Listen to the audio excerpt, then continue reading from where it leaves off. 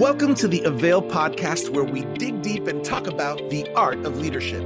My name is Virgil Sierra, and today we have the privilege of sitting down with Adam Mesa, lead pastor of Abundant Living Family Church. Apart from pastoring in Southern California, Adam is a member of the Global Leadership Board for Pray.com. He has experience in marketing, and he's a reliable source as a millennial strategist for Christian organizations. Today, we'll discuss his leadership journey, young leaders, and being relevant in today's culture. So here we go, and let's get started. We're back, everybody. It's the Avail podcast, where we talk about the art of leadership. I got my intro music going. Hey, everybody. My name is Virgil Sierra. I'm the lead pastor of Vertical Church, aka Iglesia Vertical. In South Florida, we are one church, two languages, and I'm your host for these Avail podcast episodes that come out every Tuesday. Every week, there's a new episode with another amazing leader. And today, we have the pleasure, the honor, the privilege of sitting down, the one and the only Pastor Adam Mesa, based in California. We're going to talk a little bit more about him and his journey. Pastor Adam, we are so honored to have you on the Avail podcast. How you feeling? I'm feeling great. Thank you so much for allowing me to be a part. Avail is an incredible leadership movement and network. And so to even be minutely connected to it through this podcast is an absolute honor. Thank you so much for letting me be part.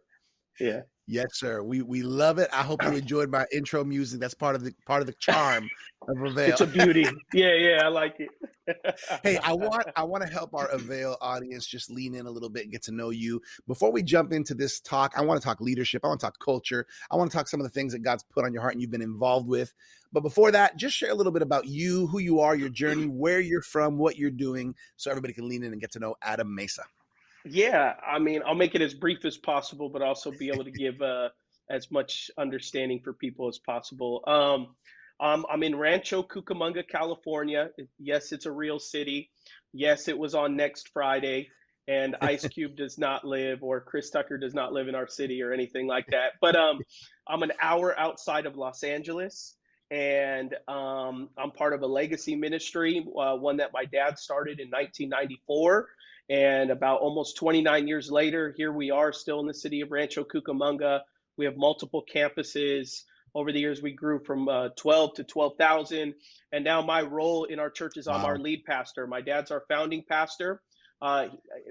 Basically, the best way to put it is he's the grandfather. I'm the father now. And we co-lead in the church right now.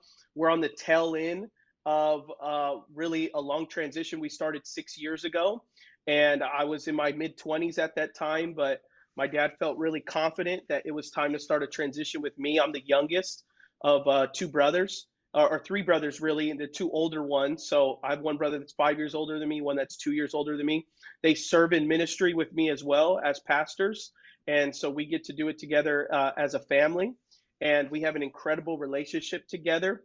It is always difficult to approve your older brother's vacation times and everything else. That was probably some of the biggest challenges that you kind of face as you become a new leader, especially if you have family involved in it as well. But it's been a blessing for us. It's been incredible. And so also within my history, I ran a pretty successful marketing company, and then now I work with tech companies.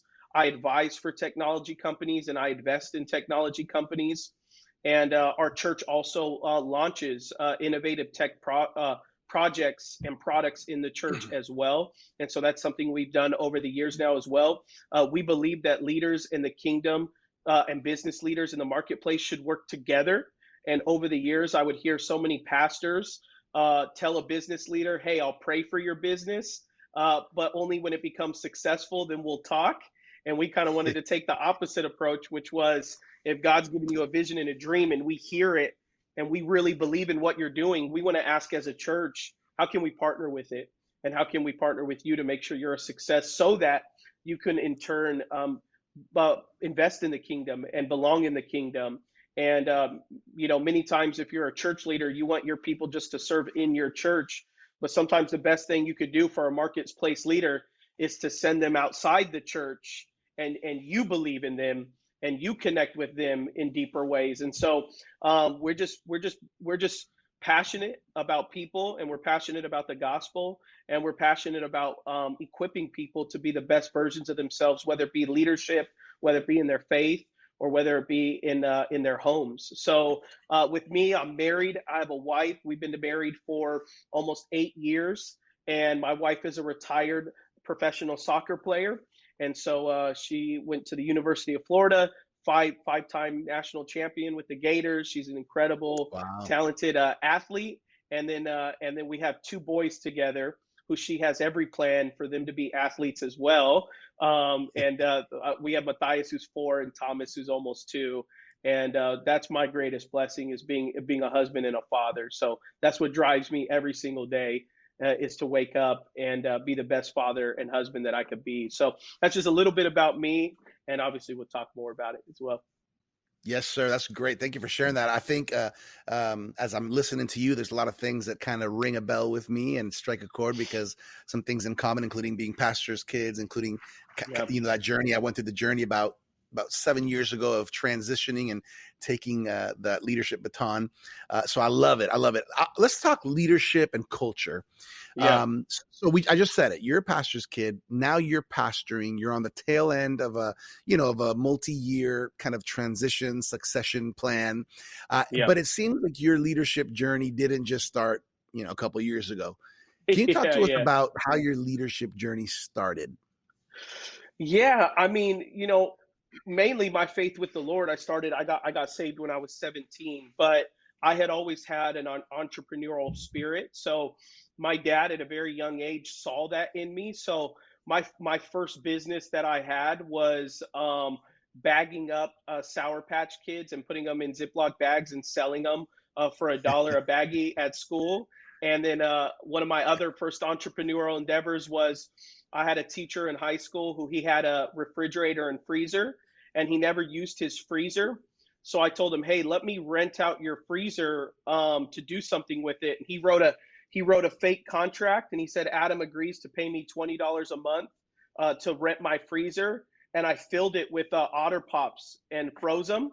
And I sold one Otter Pop, and you get like 100 Otter Pops in a box. So I sold one Otter Pop for 25 cents, or two for 50 cents, or four for $1. And in my first month, I'm over $400. And he tried to come back at me, and he tried to renegotiate for the rent of the freezer space. And I pulled out the fake contract that he made.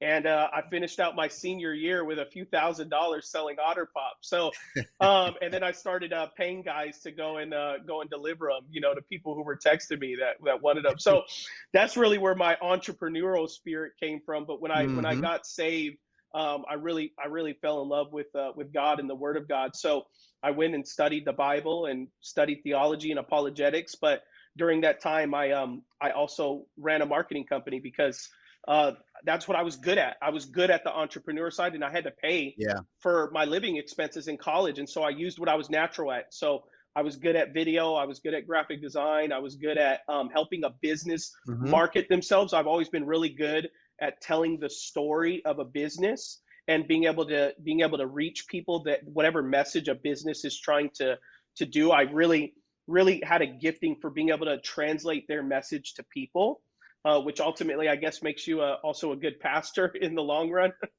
is being able to take a message and translate it. But at the time, I didn't know that I was going to be, a pastor, or even at my dad's church at that time, period. But over the years, I did. I came back and I said, "Hey, all I want to do is serve my dad. I want our church to succeed. I want the church that I grew up in to succeed."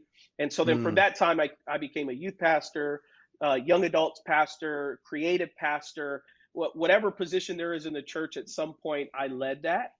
And as the church began, as we began to kind of hit our 25 years, we really started hitting a wall as a church. And they often say, like, at that 25-year mark, that's really where you start to probably either decline or really start to see people get older. And during that time, me and my wife just began to lead a Sunday night service that in our church blew up. We raised over 250 volunteers for that Sunday night service. Mm. We had everything volunteer, from the band to the audio people. And when you're at a church our size, there's volunteers, but there's always staff people above those volunteers. Well, we led that Yeah. whole thing with volunteers only, from the musicians to the audio to the video people.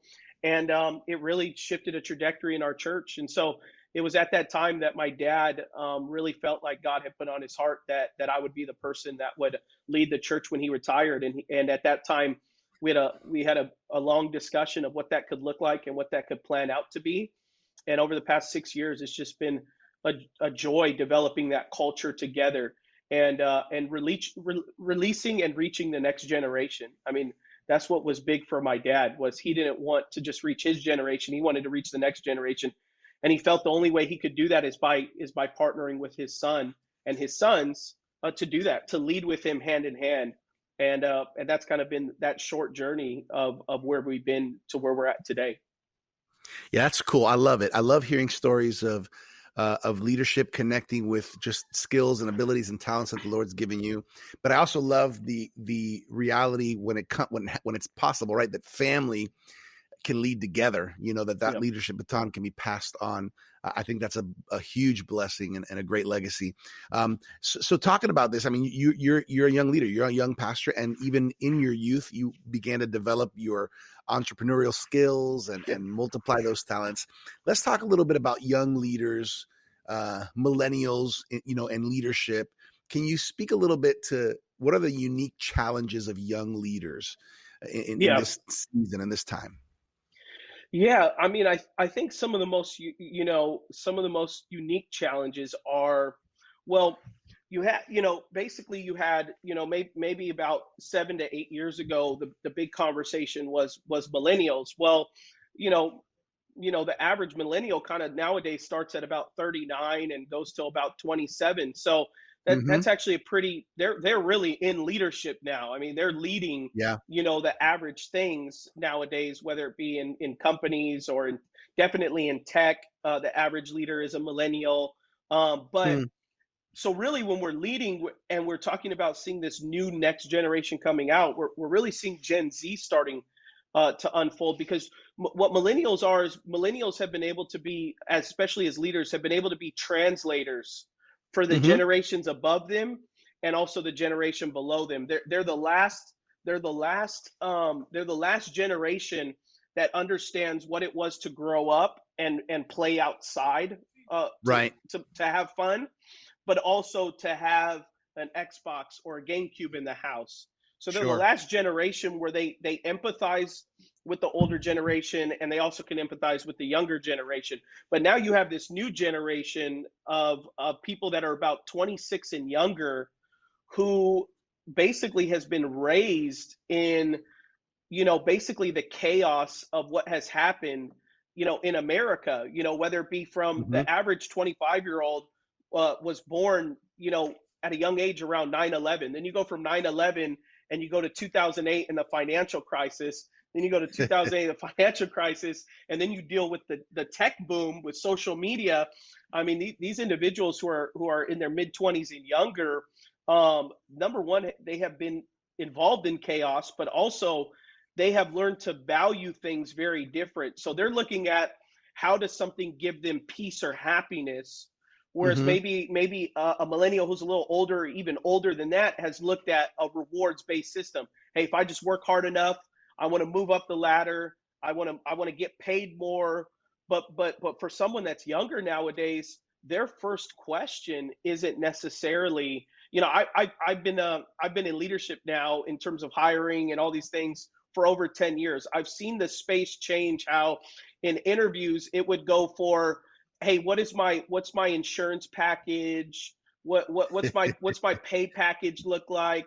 Where nowadays when you interview someone, the first question that they often ask is, what does vacation time look like?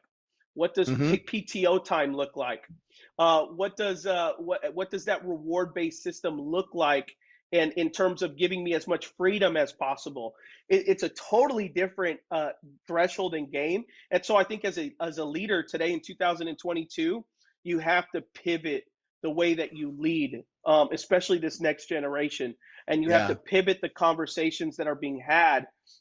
And so, like my younger people, um, they, in the past, you really had a big honor for titles and, and this person's this and this, and, someone had their name and then they had 7 degrees following it. And that really meant legitimacy. But when you're like me, I get shocked when I see, like, cause we have employees that are 19, 20, 21, and they don't care who you are. They don't care what you've done because they're so jaded from social media that everyone is impressive on social media. Everyone is so in real life, it just, so they value things and to motivate them is very, very different. In the past, you could motivate someone to say, hey, I need you to do this because I said so. And because I'm Sure. your boss, this or that.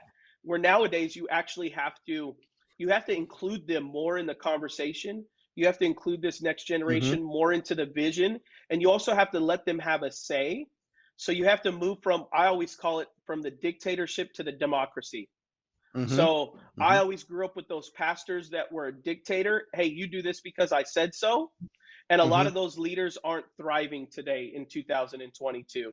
If you want to be a great leader today in terms of leading the next generation, they have to feel like there is a democracy involved, or a Yeah. democratic representation involved so that they have a voice and they could speak to stuff. Now, at the end of the day, it's still your final say, but as long as they feel like they got their piece in there, they're happy. And I've had to change that really over the years, and not just do it in a way that, like, oh man, I can't, I got to go meet with them and I got to go let them have a say.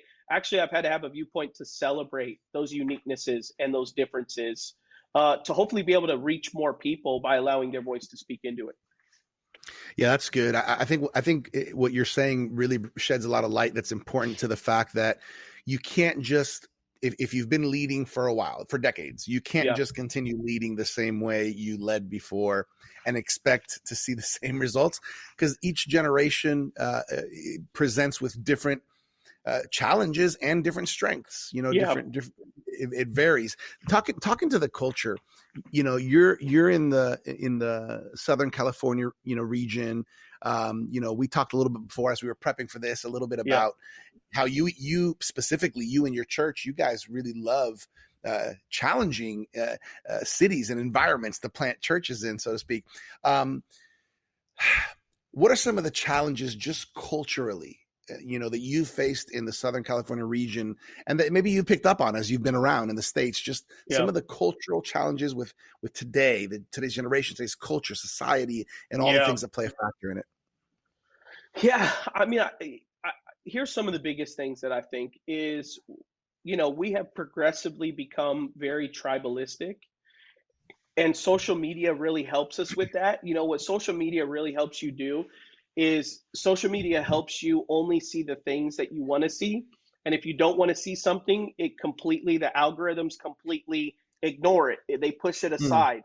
And so, if you grew up in the 90s, 2000s, or even beyond, you remember that your source of information and dialogue came from the Los Angeles Times, the New York Times, and you're reading the whole thing. So you're seeing all sides of the spectrum. You're seeing all yeah. sides of the violence. You're seeing all sides of democracy. So you're reading about Republicans. You're reading about Democrats, and you're seeing things in a very holistic approach, and then you're Hmm. making your judgment call based off of how you were raised or whatever. But nowadays, you basically more and more push into whatever I like and whatever makes me interested or feel good. That is the only stuff that I see. Mm. And even with Facebook and other stuff, you just find yourself unfriending people all the time. Oh, I didn't know that person was like that. Let me unfriend them. Let me unfriend. So you're increasingly narrowing your circle or your approach, which also means that you have less grace with people, less patience with people. Right. And so, definitely for us in our context of Southern California, we're really seeing people um, become more and more tribal in their thinking, and they're Yeah. also really pushing churches and pastors, you know, to really come out and become part of a tribal thing. And for us with our church, we've just consistently told our church, hey, we believe in reaching people for the gospel. We believe that we're here to teach the Bible. So if something's in the Bible, we will speak on it. If it's Hmm. not, independently, all of us have our own opinions on things. but unfortunately, you will not have us come out and feed into this tribalism, because people will Right. come and ask us some of the most remedial things to decide whether they're going to like us or not. In the past, that didn't happen. I was just talking about this with a group of pastors. I just actually today came from it. We were with 20 pastors under 45 who lead their own churches in Southern California, and we were just talking about how, back in the day, someone would be part of a church or even a business, and there would be things that you disagree with, that you would still stay connected because you'd say, "Oh, it's fine. I'm not going to agree with everything." Where today, in 2022, because people have social media and they're listening to this thing or that thing, they're actually choosing places that they believe want them to be perfect. So they're going to join a job that they believe ought to be perfect. They're going to join a church that Right. they believe ought to be perfect. You have to agree with me 100% on everything. Why? Because every time I go on my phone, everyone agrees with me. So surely in real life, that's how it ought to be. And it's Yep. not that case. So It's an that illusion. difficulty with people is people understanding not everything in life is black and white. Not everything in life is a heaven or hell issue, and not everything in life should cause you to disconnect.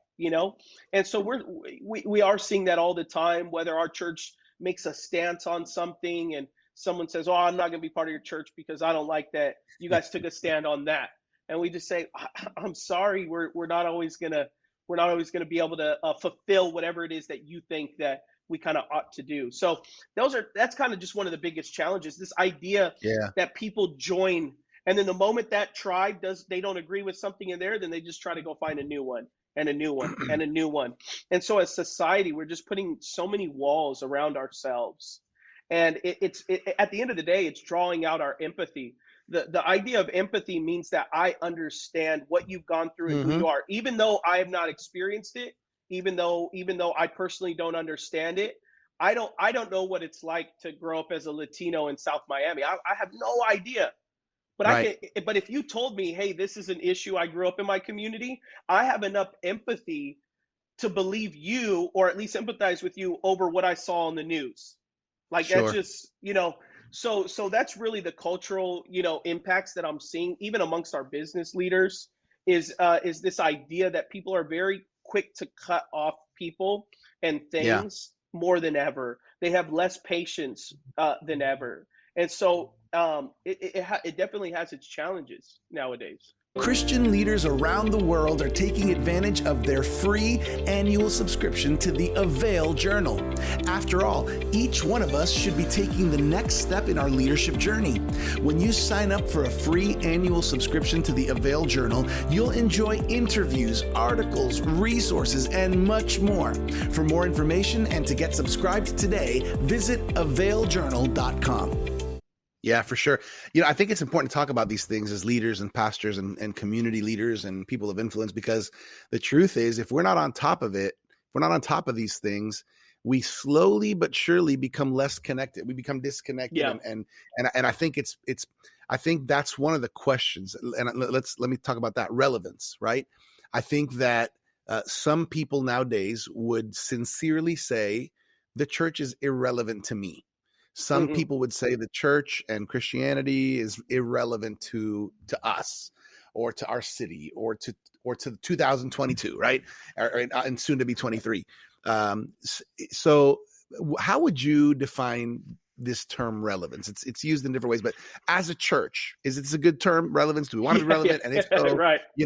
and if so, is it, why is that important, and how do we do it? Yeah, yeah, yeah. You know, I To me, it could be a matter of semantics, but I think my emphasis and what I emphasize with our team is that we want to endeavor to be transformational and not necessarily relevant. Hmm. Because sometimes number one, relevancy is like a dog chasing its tail. Like, you're just going to continually run in circles because relevancy always changes. Fashion always changes, music always changes, and so as a church, if we're always chasing just to be relevant in the terms of, oh, we just want to be with what's hip in culture, Hmm. that's something that we don't strive for. But if we use the term, we want to be relevant in the sense that relevancy equals transformation, We want to be Yeah. able to contextualize our messaging specifically if we're talking in America, we want to be able to contextualize our messaging in America.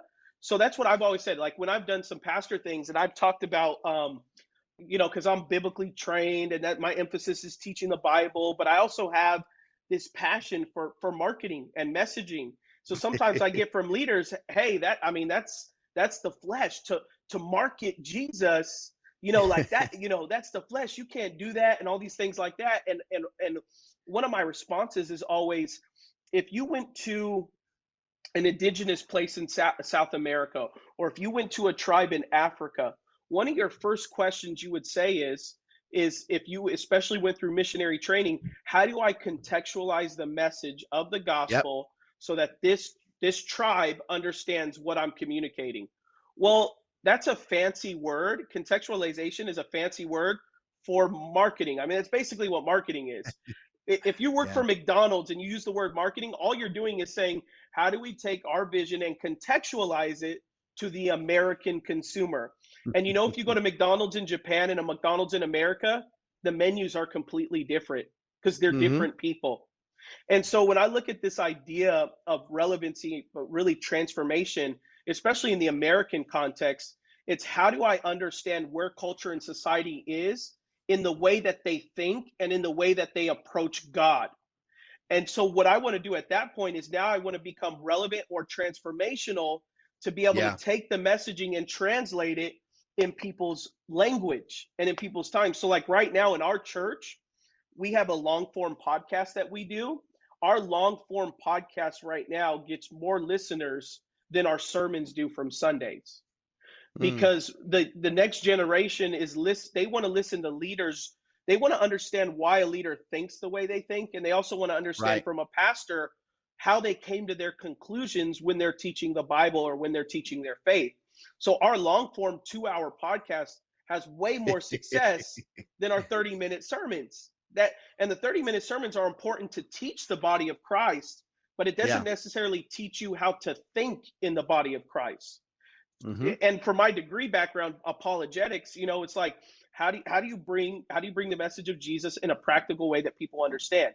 So that's what our podcast really endeavor. And so as a leadership team, we pivoted because we've seen that the next generation is not really just looking for black and white answers because they can go on Google and they can find that at any time, at Yeah. any time. So it's not a matter of just telling people, hey, here's the answer to this question. They have that at their fingertips. What you have to do is you actually have to show people, here's how we got to this conclusion. Yeah. Here was the process of thinking. And so we've really lost the relevancy. To me also means that we're re-engaging people with the critical thinking skills, how to process ideas, Hmm. how to process thinking. Many of us, if anyone's listening and they've gone to like a leadership conference before, you've taken someone else's idea and sometimes you've used it and you've wondered why it didn't work the way that guy at the conference said it worked for them. Well, the problem is it wasn't relevant to your space. That's the Yeah. answer. Is it was a good idea for that person, but it's not a good idea for you. Now you got to actually take the idea and you got to massage it and process it and say, how does this apply into my community or into my business or into my context? That to me is what relevancy is how do I contextualize the thinking of today and be able to take my message, which for us is as pastors is the church and the word of God. How do we get that to people so that they understand it in a world that thinks very differently than the Bible nowadays? Yeah, that's good. Two words came to mind as you were talking. One, I was recently in Mexico with over 1,500 pastors in a conference, just encouraging, equipping, and empowering them, and also in Argentina. And what I thought was interesting is what the term we started to use is, hey, here's what we do over here in the U.S. Maybe Yeah. here it is, but you guys need to tropicalize it. That's the term we used. You need to tropicalize it. I think that's another way of Yeah. contextualizing. Yeah. Tropicalízalo, right? Tropicalize our growth track, but make it work for your culture, right? Oh yeah. Tropicalize, this that we're doing, right? Does And that make that's sense? oh yeah. And that's what happened to me early on. So when I was early on in ministry, I would go to a lot of conferences and my church is minority. we're majority Hispanic, majority African American. So Hmm. I would go to a lot of like church growth conferences, which were mainly Protestant white evangelical Yeah. places. And so they would talk Hmm. about, like you just said, they would talk about growth track or small groups. And hey, you need to invite people, have people in your church, invite people in their home and all these things like that.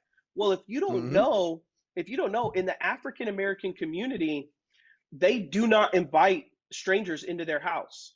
So if you Hmm. ever get invited into an African American person's home, it means that for the most part, there are some, outliers, but for the most part, if you get invited to an African American's home, it means you have now surpassed a friend and you become family.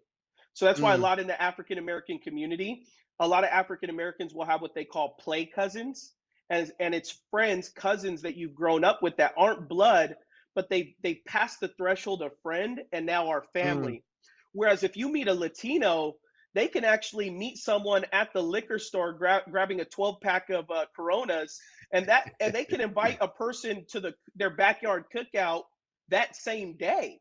Yeah. So every culture has its different dynamics. So when I would kind of sit at a conference, and many times it felt like they were saying, "Hey, this is the solution to your problem," and I would go and do it, and I'd be like, no one in my church is inviting anyone to their house. What's going on? And then you start thinking about it. Well, that's because that doesn't freely happen in this community because of many years of many things that involved why there's Yeah. that level of privacy, right? So then we as a church had to come together and say, hey, the theory of home groups is good, but how do we do that in a way where our church will make sense of it in our community, and like you Hmm. said, tropicalize it so that we can take the idea of what makes it great but do it in our context and with our community.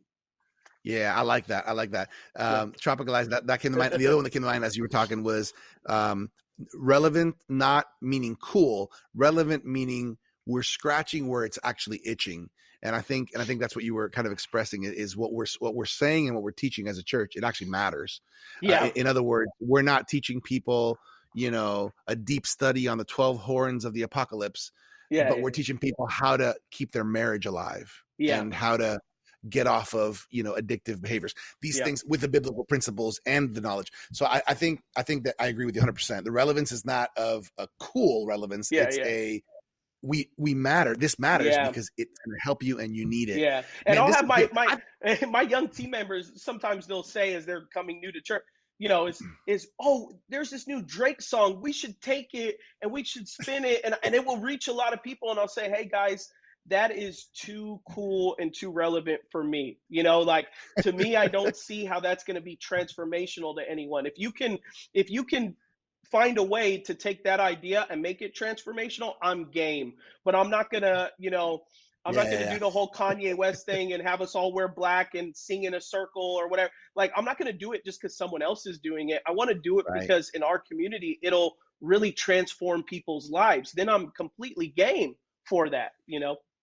Yeah, that's good. That's good. Man, honestly, I think we could be here for another hour talking about this stuff. This is good. And I think for pastors of all ages and leaders, this is good because some pastors are they're in the generations a little bit older and they're needing to lean in and learn some of this. And then there's younger leaders and younger pastors who also have to lean in and understand not only where we're coming from, but where we've been.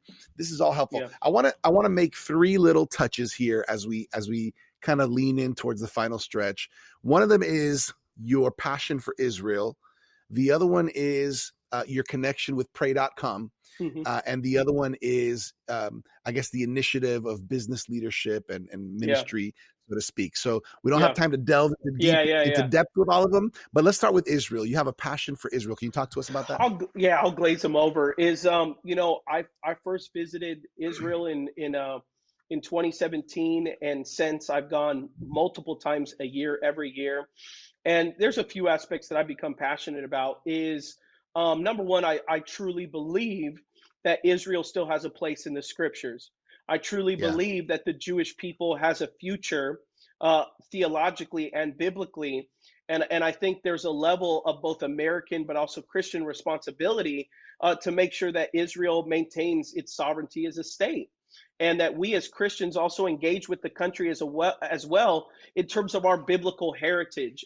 And any Hmm. Christian who goes to Israel and you're able to put your feet where David walked, where Abraham walked, where our Mm. Lord Jesus walked, it will literally transform your life in terms of the way that the Bible comes alive. You know, Yeah. if I knew that not far away was a place where my grandparents fell in love and they had such a sweet story behind it, I would, as a grandson, I would want to go see that place. Their Hmm. story of their love would become more real to me if I saw the place where they fell in love. And so when I read the Bible, when I started going to Israel, I mean, it just came to life to me. It made me a better leader. It made me a better pastor. Made me a better believer because I was able to see where God's plan really originated from and how has expanded amongst the globe. And so I just think every believer and every Christian should experience the land of Israel and engage with the land of Israel. And so we work with an organization called Eagles Wings, and they're just incredible. Bishop Robert Stearns and the work that they do in Israel and in America is beautiful, and amongst many countries. And then our relationship Pray.com is the largest faith-based app today.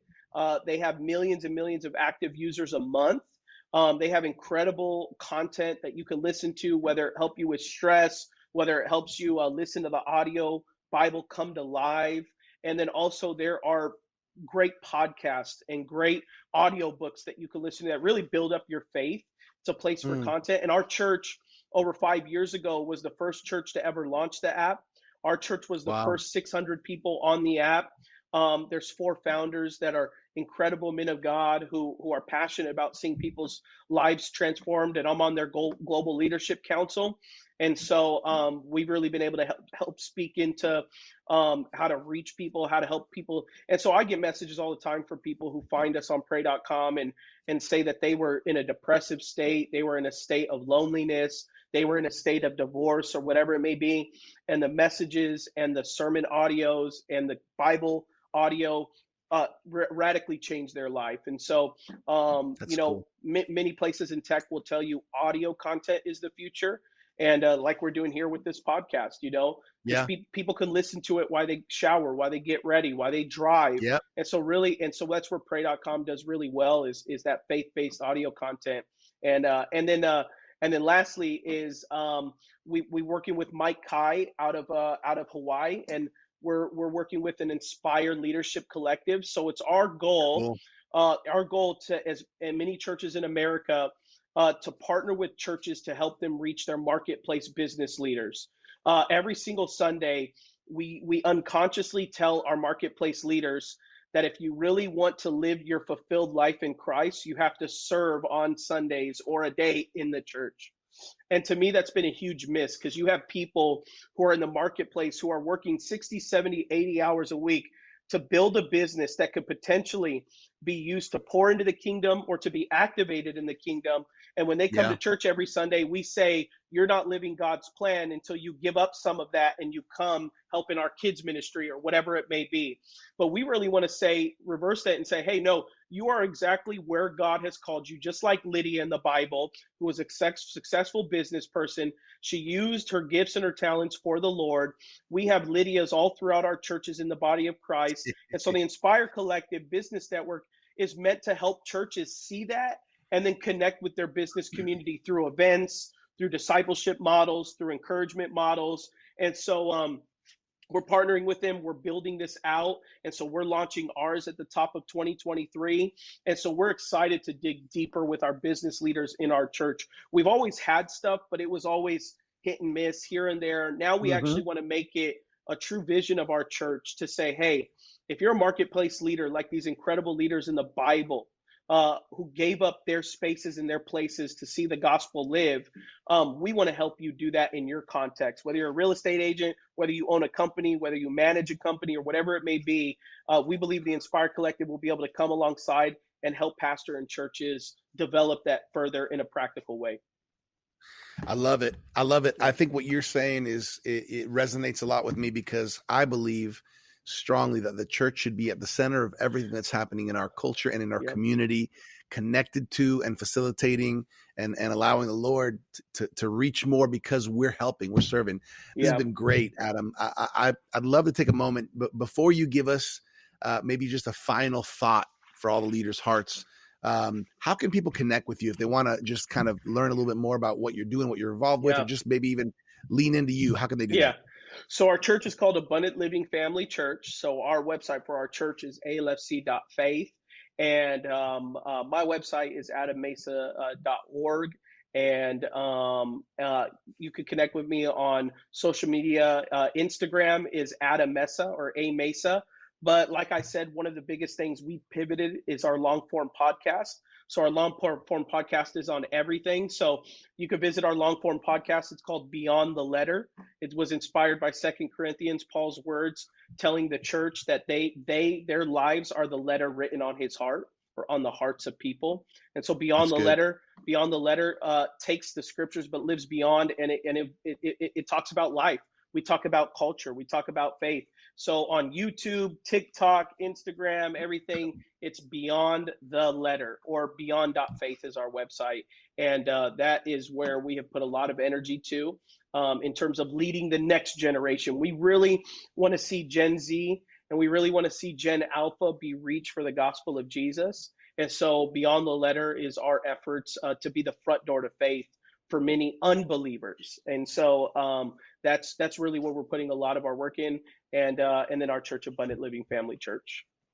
Yeah, that's good. Everybody stay connected to Pastor Adam and Beyond the Letter podcast, Abundant Living Family Center. Let me also just mention the Avail Journal. This is another resource we plug every Yes. Avail episode. This is our leadership magazine, man. This just got great content from great leaders, men, women, white, black, Hispanic, and all over the world. Sam Chan from India, everybody. I mean, it's just multicultural, multi-ethnic, beautiful leadership magazine. If you don't get it, the first year's on us. We want to give you the first 4 issues on us. Go to availjournal.com, tap into it. Having leadership resources is always a help, right, Adam? Yes, absolutely. We have our Avail journals all over our campus at church all the time. They're in why our don't we finish lobbies off and everything. Yeah. I agree. They actually look good. They feel good, and you don't want to throw them away because they're really nice. How can we finish off? What do you want to leave on all the leaders' hearts? I think the biggest thing is, and this is what I get asked the most, I think engaging these next leaders, because your average workforce that's coming in is Gen Z. That is the largest workforce that has come in recent years. And I would say is when you're looking to engage this generation, this next generation coming up, is look to involve them as much as possible. They are beyond gifted. I know we always criticize the younger generation because we don't understand. So I remember growing up, the millennial generation, I mean, I'd go to stuff and we were just dogged on all the time, like millennials are this, millennial that.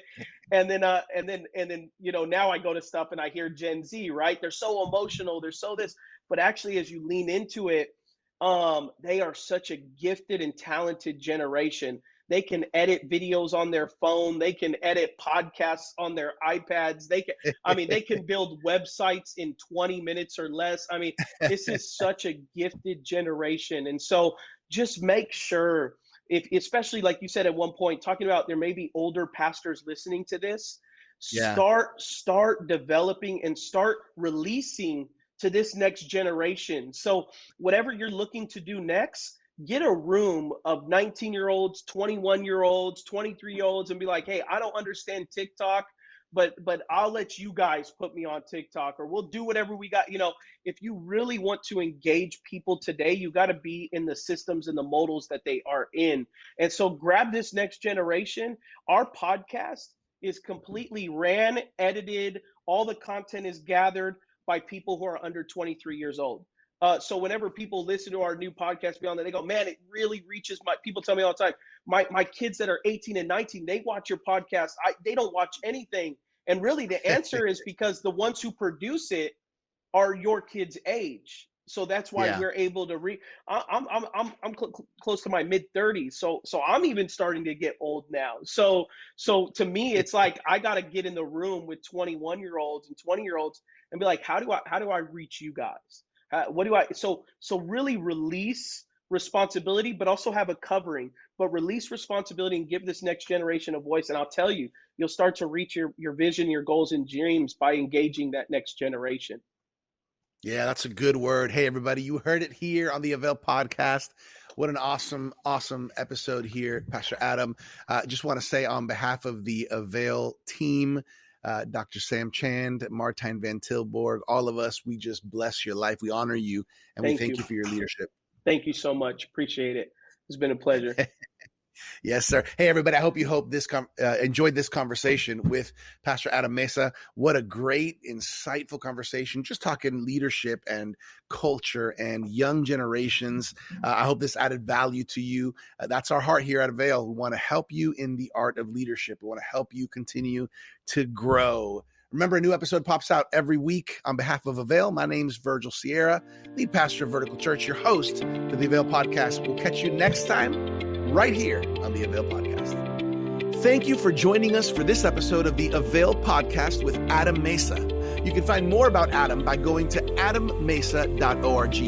For more leadership resources, check us out at theartofleadership.com. And make sure to claim your free annual subscription of the Avail Journal at availjournal.com. As always, I'm your Avail podcast host, Virgil Sierra. Muchas gracias. Thank you for connecting with us to learn the art of leadership here at the Avail podcast.